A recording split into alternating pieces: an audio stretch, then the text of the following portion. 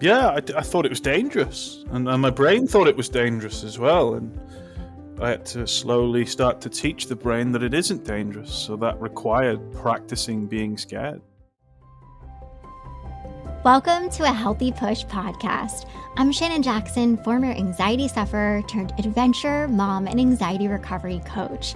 I struggled with anxiety, panic disorder, and agoraphobia for 15 years. And now I help people to push past the stuff that I used to struggle with. Each week, I'll be sharing real and honest conversations along with actionable and practical steps that you can take to help you push past your anxious thoughts, the symptoms, panic, and fears. Welcome. You're right where you're meant to be. All right. Welcome, Josh, to a Healthy Push podcast. Hi. So I want to just start by having you give us an intro to you and what you do. Hi, Shannon. Yeah, I'm Joshua Fletcher. I'm a psychotherapist based in the UK who specializes with anxiety disorders. So this is people who struggle with panic attacks, panic disorder, agoraphobia, or agoraphobia for the transatlantic cousins. Generalized anxiety, health anxiety, OCD, those kind of things. Yeah, and I work with them in a very kind of cognitive behavioral way, but also about using psychoeducation and stuff like that. The reason why I got into it is because I suffered from anxiety myself for many years, didn't have the correct help, and it impassioned me to help others. And since then, I write books and podcasts and Instagram stuff and wave the giant Josh-shaped flag, and you get it. Yeah. Yeah, I love it. Well, everything that you do is super helpful. All the stuff that I see you share on Instagram is so helpful. We'll get a little bit into your personal experience because I'm so interested to see how that tied into your personal recovery and also how you help people today. So we're going to primarily talk about agoraphobia. And of course, with that, you can't help but also talk about panic disorder. So let's just start by having you give us a description, maybe yours, or the definition. What is agoraphobia? Well, if you look at the official definition of agoraphobia, there's a couple: a fear of open spaces, fear of going outside, the kind of stereotype as someone who can't leave the house. My definition, which is better because it applies to everyone, is fear of being too far away from a safe space. Now, for a lot of people, that safe space is their home, but people with agoraphobia can, if you picture Google Maps or something, they can circle where's safe and where's not. So home could be safe, work could be safe, certain roads could be safe, going to see a family member or a certain grocery store can be safe. But if you stray anywhere out of those designated safe zones, then we're afraid that we'll be overwhelmed and crippled by anxiety or panic. And that's agoraphobia in one. Now, not only is it a safe space, it can be a safe person. I've worked with agoraphobic people who've flown around the world, but only because their partner or loved one was with them. They couldn't do that on their own, you know, and that often gets misdiagnosed as attachment disorder or whatever. And that's like, no, actually, if you really unpick it, I'm afraid, I don't believe I can cope outside of a safe zone, or my anxiety and panic will become so overwhelming outside of my safe zone. And that's agoraphobia, you know, or agoraphobia, if that's what you want to call it. That's pretty much it in a nutshell. I'm also very familiar with it as well. I didn't leave my house for a whole year, barely left my bedroom, so I'm very accustomed to it. Oh, wow. I didn't know that. So I think that I'm glad you said, the primary stereotype is that you don't leave your house. And for me, I was never housebound, and I definitely had a partner. I'm married to somebody who's super adventurous and loves to go and travel. And so I moved across the country. I did lots of traveling, all while struggling with panic disorder and agoraphobia. So it's really helpful to know that, it's not just being afraid to leave your home.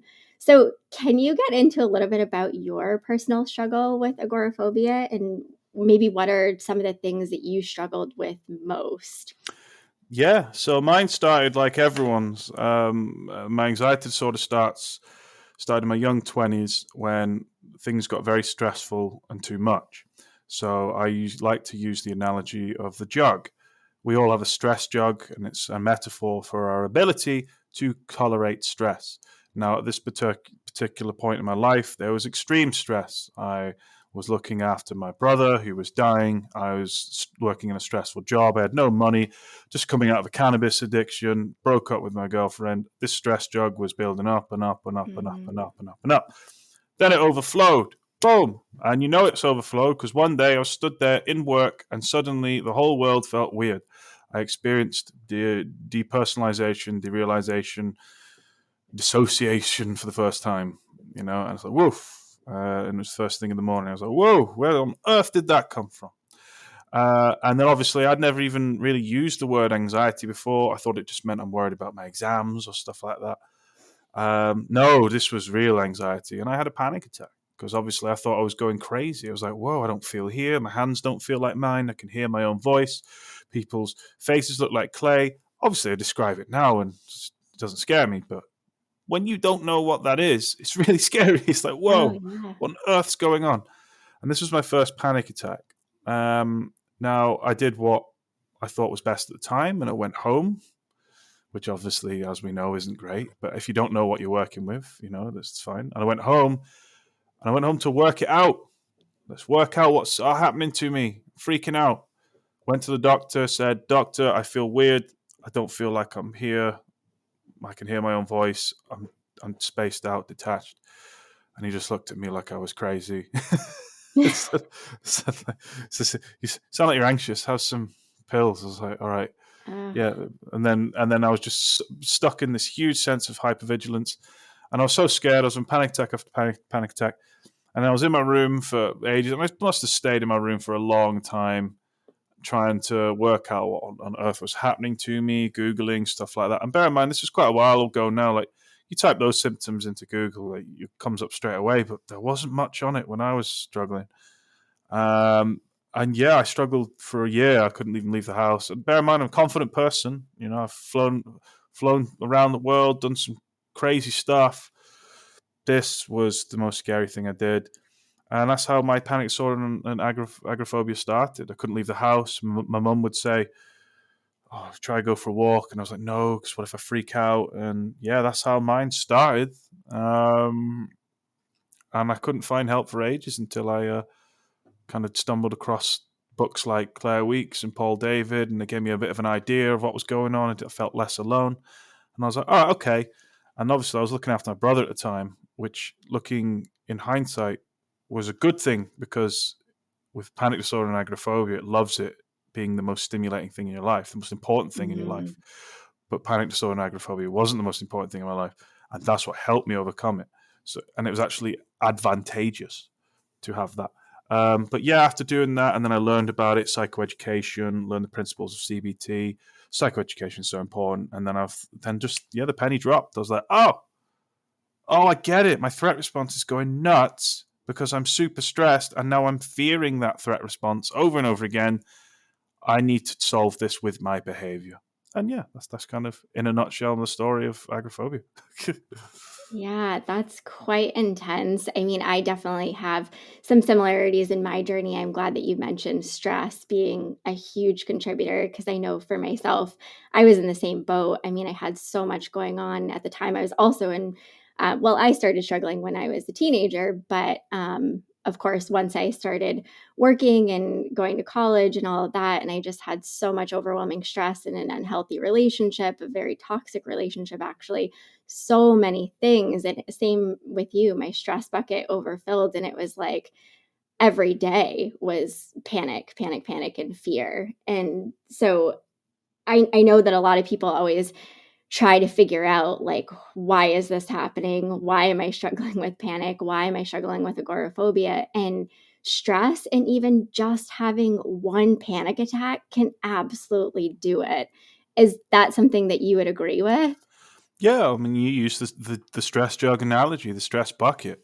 What happens is it overflows, and when it overflows, that's when our body dissociates, and the threat response in our brain misinterprets all this stress. It's an old threat response. It doesn't understand subjective stress, like careers, exams, self-esteem, whatever. he just thinks, wow, Shannon's so stressed, you must be in danger. So it kicks off. Mm. Now, what happens is that can happen to anyone. Most people have a panic attack once in their life. But why anxiety disorder and panic disorder starts is that we start to fear that panic attack and analyze it, and our attention goes inwards. And then we start to see it as something that needs to be solved. Ultimately, panic disorder and agoraphobia is when we freak out so much and we get so scared of the panic attack that we do everything in our life for it not to happen again. That includes compulsions like inwards rumination, checking to see if it's there, planning around it, uh, constant inwards threat monitoring and focus. And all that does is teach the brain that anxiety is something to be scared of, and that fills up the stress jug. So when people say, oh, there's nothing left in my stress jug, to me, I'm like, yeah, there is. What's filling up your stress jug is that your fear of fear. This is Mm. why lots of people have their breakdowns after good life events like marriages, giving birth, Mm. moving house, job promotion. Suddenly, bam, they're hit with it. Oh, my panic came from nowhere. No, it didn't. Your stress jug got too full. And now what keeps filling it up is your fear of fear, which will keep filling it up and it keeps overflowing. And that's why you end up stuck. I mean, in my books, I call it the loop of peaking anxiety. Take away the fear of fear and you start to pour the stuff out of the jug. And it's something I've been doing for years with my clients. And it's tried and tested, fail-proof approach. Yeah. I'm so glad you give those analogies though, because they're so helpful in better understanding what's happening. Because I know for myself, and I'm sure you had been there too, and feeling like, just like you said, this is hitting me out of the middle of nowhere. Like, I have no idea why this is happening. And just like you said, big life events, things that then cause you to feel anxious and panicky, you're thinking, well, there's no reason why I should be feeling this way. There's no reason why it should have come back. There's no reason why this should be happening. But it's like, oh, that thing that happened 2 months ago or a month ago is finally catching up with you, and your bucket is so overfilling that it has no other option. And like you said, you start fearing the fear. And I think I'd love to talk about that a little bit, because I'm sure that was a big reason for you why you didn't leave your room, why you stayed there, because you didn't want to feel the fear. Yeah, I thought it was dangerous. And my brain Yeah. thought it was dangerous as well. And I had to slowly start to teach the brain that it isn't dangerous. So that required practicing being scared. I Yeah. speak to a lot of my when people on my course and stuff like that. They always say, "Oh, I've had a I had a whole week without anxiety," and I'm like, that doesn't interest me, because that's not recovery. Yeah. Recovery is being willing to be scared, knowing that it's safe.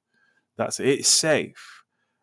So a good week is, you know what? I was scared on Wednesday morning, but I went on that big walk on my own, and I was scared a lot. My anxiety was high, but I did it anyway. No safety behaviors, didn't avoid, and actually halfway around, my anxiety turned off, and I enjoyed the rest of the walk. That's impressive. That's where recovery is Yeah. at.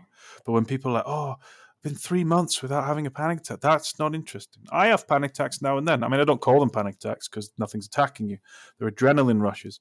But I have an adrenaline rush now and then. I get depersonalization now and then. And rather than freaking out, going, "Oh my God, it's back, I need to fix it and cure myself," I go, Mm. right, what's going on? Oh, this makes sense. I've been stressed at work. I'm worried about things like COVID. I'm worried about my family. I've argued with my partner. My business partner's being a knob. There's loads of stuff going. No one. This is the perfect storm for it. It never really comes from nowhere. Even when you're feeling good, some days, like, oh, I feel good all day, and then it hit me. It's like, well, then look around. Actually, oh yeah, I'm grieving. Actually, it's quite near my father's birthday, or I Yeah. realised I've just come out from a breakup or whatever. There's always something there. The brain doesn't just go, you know what, have this. And so yeah, that's the fear of fear. Ultimately, that's mostly what it is. It's the fear of fear because the jug overflows. Yeah.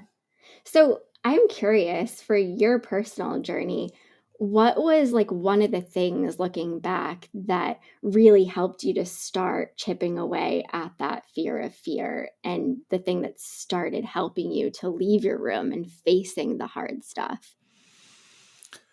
Uh, like what David Carbonell says, it's discomfort, not danger. I thought I was in danger for a long time, or it could make me lose control or collapse or give me a heart attack or something. It can't. It's a healthy process in your body. I had it all day, every day for over a year. I didn't eat, didn't sleep, still here. It didn't really hurt me. Yeah. And when I realized, oh, okay, well, you know, when you ignore sensationalized headlines in the media, like, oh, stress is the biggest killer. No, it's not. No, you're all right. It's not, just get knowing that it can't hurt you is the biggest thing. Knowing exactly what's happening, learning about the amygdala and the threat response and the limbic system, knowing that it's healthy, it's just confused. But it's Yeah. doing a healthy thing just in places where you don't want it to. Oh, I'm lying in bed, I've woken up. Why is my threat response going off? Oh, I'm out with my friends eating dinner. Why is my threat response going off? Oh, I'm in work. Why is my threat response going off? Oh, I'm lying in the bath where I should be relaxed. Why is my threat response going off? And it's about learning that, and that's why I love the word disorder. Many of my therapy friends don't like it. They think it's medicalizing mental health. I was like, no, it's not. Disorder literally means not in order. Mm. That's what happens. The anxiety is not in order. Put it back in order again. You're not trying to erase anxiety forever. You need it. Everyone needs it. Everyone gets it. But yeah, Yeah. it's not very nice when you have it at home when you're trying to watch Netflix. Yeah, why is it going off? Yeah, but yeah, just putting it back in order. Yeah. So when you started getting outside of your room, right, and leaving your house, I'm imagining that some things were really, really challenging for you and those symptoms crept up. Did you have particular situations in which you felt, the depersonalization, derealization, or any other symptoms that were really hard for you to move past? I think any kind of exposure work where you're challenging your anxiety and putting yourself in discomfort is hard. Yeah. The hardest thing I ever did was go to the grocery store. I mean, over Mhm. in the UK, we call it Asda. It's the same company as Walmart over where you are.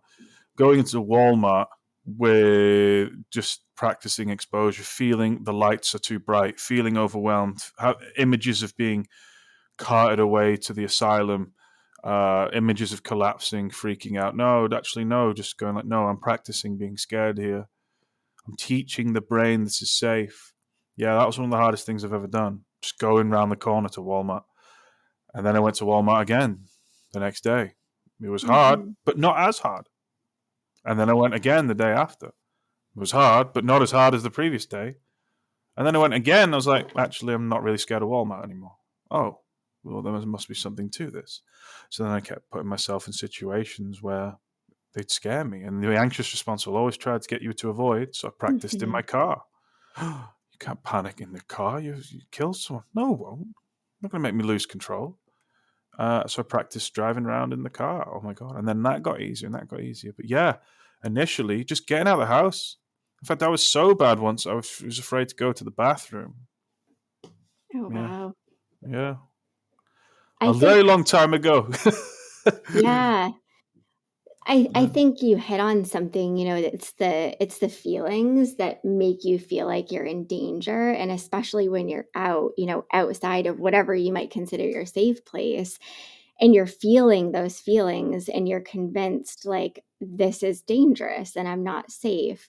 And I know in these situations, like for myself especially, I had been in therapy, I had started to learn some different tools and techniques, but I always found myself, like, in the moment, frantically trying to breathe my way out of it or to, like, use distraction or to just try to do anything to make what I was feeling go away. Did you ever have that similar experience of trying to just, like, push the feelings away and try not to feel them? Yeah, for a whole year, every day. Mm, I'd wake up, am I anxious? Oh my God, I hate it. What can I do to get rid of this feeling? For yeah. me, my compulsion was to work it out. My safe way was to sit there and Mm, analyze it, work it out. Google search anything. Who can give me the magic words and the magic potion to make it go away? Yeah, the deep breathing, the meditating, all this stuff. Like just no. Like what I realized is that Here's my 2 golden rules. Golden rule number 1 is do what non-anxious you would be doing, despite how you feel. Mm, Well, would non-anxious me be sat there, doing EFT tapping, drinking CBD oil and meditating? No, it wouldn't. You'd just be out and about. hmm. So why would I stop what I'm doing? Because I feel like I couldn't tolerate this and the feelings. Rule number 2 is what I'm doing right now. You ask yourself, is what I'm doing right now teaching the threat response in my brain that feeling uncertain is safe? No. You're doing everything to push away that uncertainty. You hate it. So I'm going to deep breathe, do that. Look at that post I saved, that piece of paper that I wrote down, that reassuring book that used to reassure me but now doesn't anymore. All that. Mm, No, you're not following rule 2. You need to show the brain that it's okay, and that requires being anxious. yeah. And then the more you do that, the more you'll start to feel like yourself again. Actually, really confident as well. You'll get you back plus confidence. Yeah. Mm. So I'm really curious, when in your journey did you decide to go to school to get into the work that you're now in? Because I know psychoeducation is a super important piece of recovery. And it sounded like for you was a really important piece in your recovery. So were you recovered, or were you in the midst of your struggle when you made that decision to go to school? Yeah, I was. I mean, recovered from anxiety disorder. Yeah, I went back to study when I was okay with my anxiety disorder. No one studying to be a therapist ever feels perfect. No one Mm, is the finished article, and there was many things I had to challenge outside the world of anxiety disorders and fear of fear in order to become a therapist. Uh, Challenging internal prejudices, norms, things like that, which can be a very anxiety inducing in itself when you unpick the building blocks of who you are. Um, but and I still had my fears. I mean, we all do. Like, I don't really like flying and stuff like that. I still studied with those. But in general, no. I was in a place where I was like, no, I want to learn. I want to. I'm in the place where I can help people now. I'm confident to help people.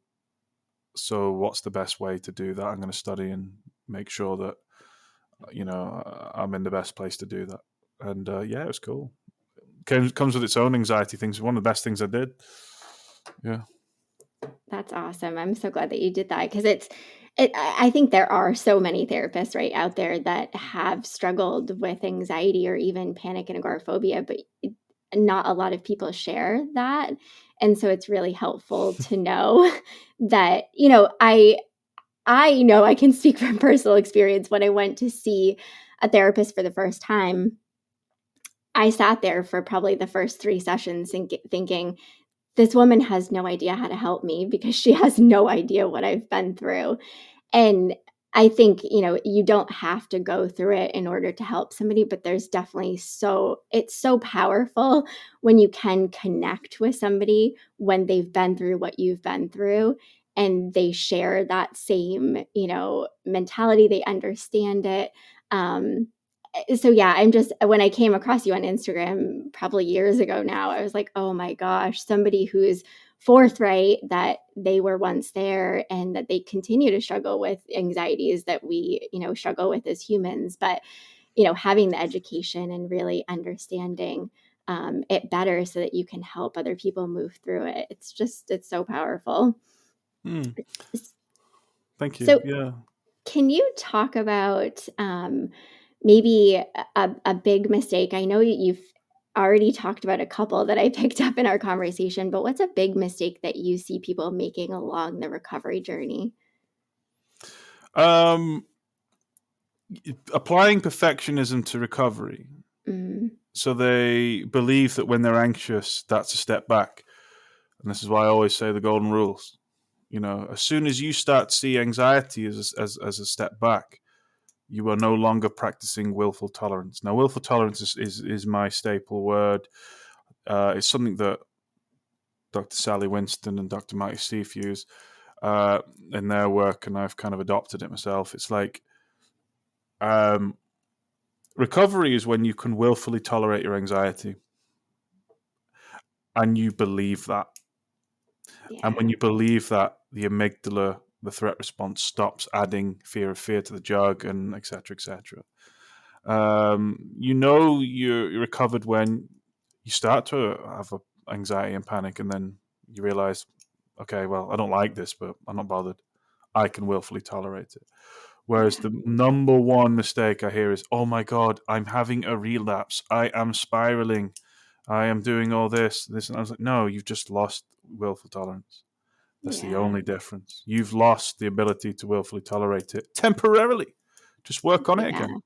And that's Yeah. it. And that's people that get to a good place, and after a year, they suddenly, gets to a really stressful time in their life, and they start to panic again. They're like, "Oh my God, what if I've forgot everything? What if I've um, everything I've learned is a lie?" And it's just like, nah, like you lost willful tolerance. That's what I say. Remember your golden rules. Do what non-anxious me would do. Why is non-anxious? Why are you now back on forums and buying anxiety books again and filling your shelves with all these things? Like, you had a panic attack. Why? That's a bit of an exaggerated response to a panic attack. Yeah. You're back in that stage again where you're like, I don't ever want that to feel that way again. It's like, no, get on with it. Put the books away. You already know what it is to do.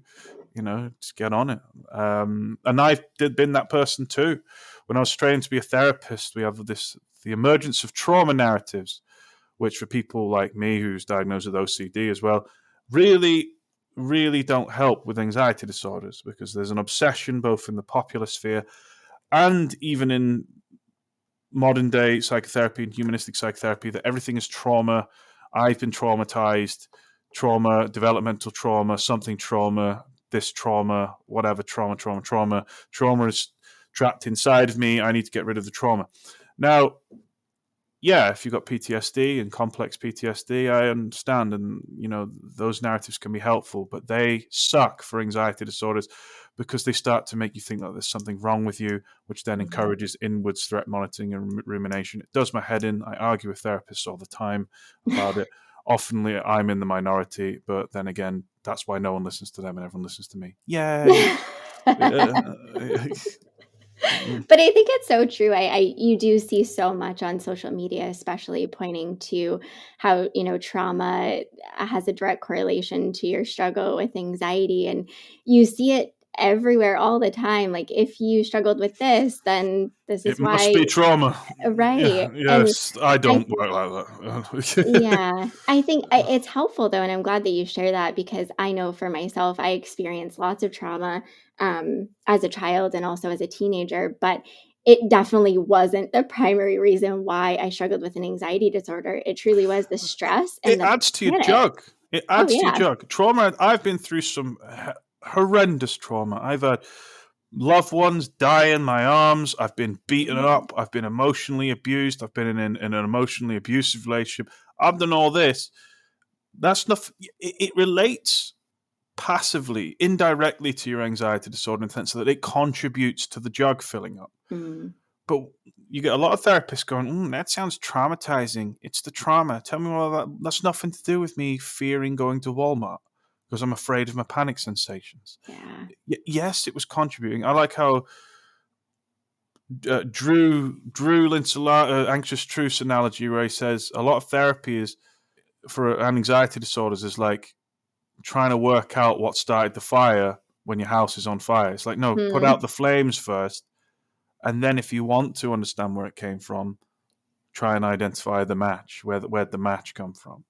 yeah. And that's a lot of what a lot of the modalities do in therapy.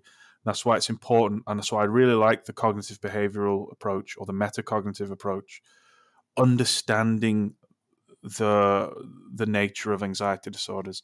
And then I went back when I overcame my anxiety disorder. I went back to therapy and unpicked loads of other stuff that was nothing to do with my anxiety. So I spoke about Yeah. grief, spoke about all that stuff. But when people go to therapy to, with the expectation that if they identify the trauma, the panic symptoms go away. No, no, you're just going to end up in circles. And that's my very passionate, strong opinion, which is always fact. Always. Don't question Josh. I have Well, control issues. well, I very much love your two golden rules, and I really appreciate you sharing those with our listeners. So tell us, Josh, where people can find and connect with you if they want to learn even more from you and get your support. Cool. Yeah. If you want to hear more of my sanctimonious nonsense, you can find me, or I'm on social media. I'm Anxiety Josh. My full name is Joshua Fletcher. Yeah, you can. I've got website schoolofanxiety.com. I've got a podcast myself called The Panic Pod. But I've not done an episode for a while, but I'll do some more this year when I got time. Yeah. Also, look out I've got some new books coming out this year. Unravel Your Intrusive Thoughts and Shit Your Therapist is Thinking, which is a mass published book, which I can't wait to publish that. I love it. I love it. Well, I see so many people sharing your books, so they are clearly very, very helpful. So, all right. Thank you so much, Josh. I'm sure we'll be talking again on my podcast, and I look forward to it. Thanks, Shannon, and thanks for being an advocate for mental health. Yes, for sure. I hope you enjoyed this episode of A Healthy Push. If you want more, head on over to ahealthypush.com for the show notes and lots more tips, tools, and inspiration that will support your recovery. And if you're hoping for me to cover a certain topic, be sure to join my Instagram community at A Healthy Push and let me know in the comments what you want to hear next.